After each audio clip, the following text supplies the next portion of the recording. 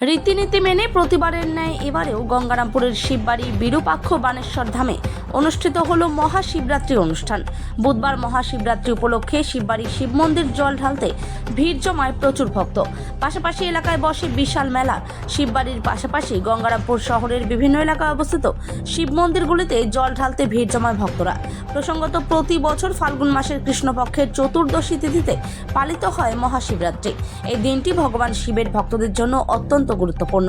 হিন্দু পুরাণ অনুসারে এই দিনে ভগবান শিব ও দেবী পার্বতীর বিবাহ হয়েছিল, তাই এই দিনটি তাদের মিলনের প্রতীক হিসেবে পালিত হয়। প্রতি বছর শিবরাত্রিতে ভক্তরা শিবের মাথায় জল ঢালেন পূর্ণ লাভের আশায়। সেই মতো আজ বুধবার মহাশিবরাত্রির দিনে গঙ্গারামপুরের শিববাড়ি এলাকায় অবস্থিত 5000 বছরের পুরনো শিব মন্দিরে ভিড় জমায় ভক্তরা। শিবরাত্রি উপলক্ষে এলাকায় বসেছে বিশাল মেলা।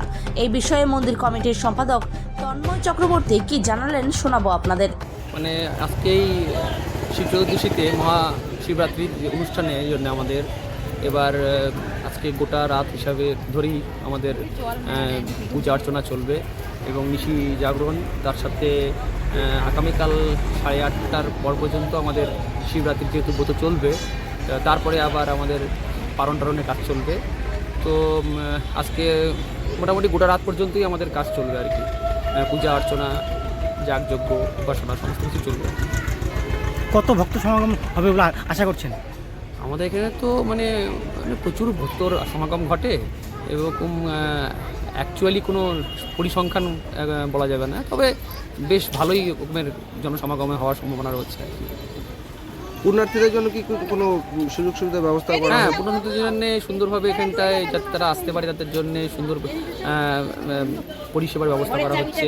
শুধু তাই নয়, তার সাথে এখানটায় তাদের জন্য প্রসাদ বিতরণের সাথে বিভিন্ন ধরনের সব ধরনের তাদের ফ্যাসিলিটি সব রকম ব্যবস্থা করা হচ্ছে। আপনার নামটা একটু? আমার নাম তন্ময় চক্রবর্তী, বিরূপাক্ষ বানেশ্বর ধামের সেক্রেটারি। মন্দিরের কাজ হচ্ছে।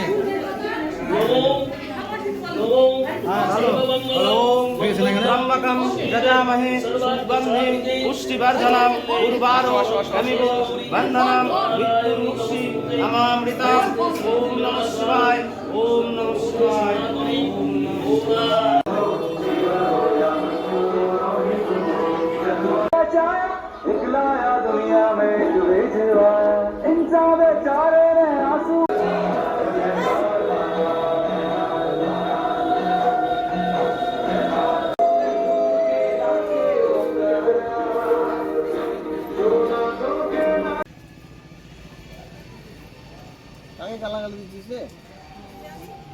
আরে ভাই